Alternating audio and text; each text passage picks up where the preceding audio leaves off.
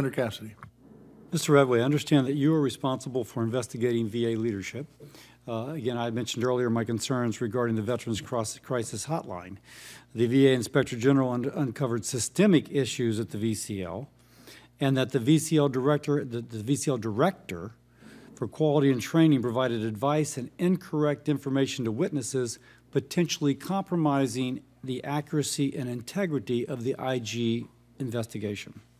The executive director called off a necessary root cause analysis following a patient's suicide, stating, quote, "There is insufficient information for us to really move forward." The root cause analysis only initiated after the VA received notice of an IG investigation. And I also am told that this person remains in a leadership position at the Veterans Crisis Hotline, and that the Veterans Crisis Executive Director was promoted to a senior executive role at VA headquarters, now serving as a senior advisor in the Secretary's office. Whoa. Are you aware of the IG report? And how is this kind of, explain this in a way which makes us feel better about the process taking place? Thank you for the question, Senator. I'm not aware of whether OAWP has a specific investigation in that matter, but I believe Mr. Perry can provide some additional illumination on your question. Thank you, Senator Cassidy, for that question. To your point, we do have the findings of the OIG report that came back early last month. So we are in the process of reviewing the recommendations and findings of that report. The actual event itself, as tragic as it is, as we all know, there were some opportunities for us to look at the process and procedures that were in place, and some changes have been made already to account for those changes that needed to be taken. And so retraining occurred for those crisis responders, and then also looking at the process of who can fill in when those positions need to be staffed adequately. And so those changes have already occurred in the actual procedures itself.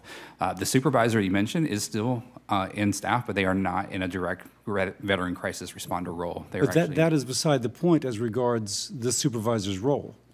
The question is, if they interfere with an investigation, as is alleged, they shouldn't be in any role.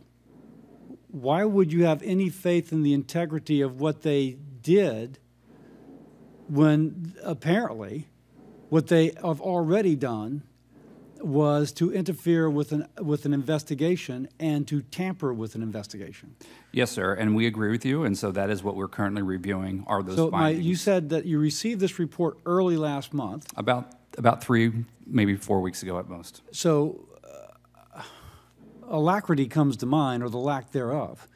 I mean, you've had 4 weeks to investigate something which is fairly significant. This isn't a traffic ticket. Agreed. This is something which may have resulted, it did result in somebody's death, and which interfere with an investigation. So we're about accountability. When will you be complete? If not, 4 weeks is not enough. 4 weeks was just from the time we received the OIG report. It is actively being reviewed now. And so when will your active review be through?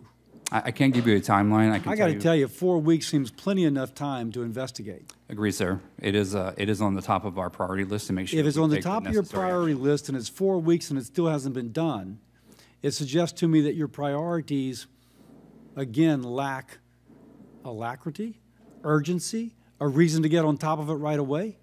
And I don't think I'm being hard here. If there's a problem in my house, I don't wait 4 weeks to fix it. This person has been elevated as a senior advisor. I mean, elevated after this was alleged. So again, tell us in the Committee of Oversight why we should have confidence in your processes. Sir, the report that we received from the OIG is not a full investigative file, and so we are working through that process now to look at all the underlying evidence, and recommendations and corrective actions will be taken upon that review. So, Mr. Perry, briefly, how are employees rated? I've been told by people in the VA workforce that it really depends on who you know. So what is the qualitative measures used to rate somebody? So we put the performance measures in everyone's standards performance plans, and they're measured accordingly based on their performance. And so that is consistently across by occupation. And who judges their performance? Their first level supervisor, and that's reviewed by their second level. And do you have any sense of this person who's in question, what their evaluations have shown in the past? Sir, I don't have access to their actual performance information, but that will be something that does get taken under review. Okay, I yield.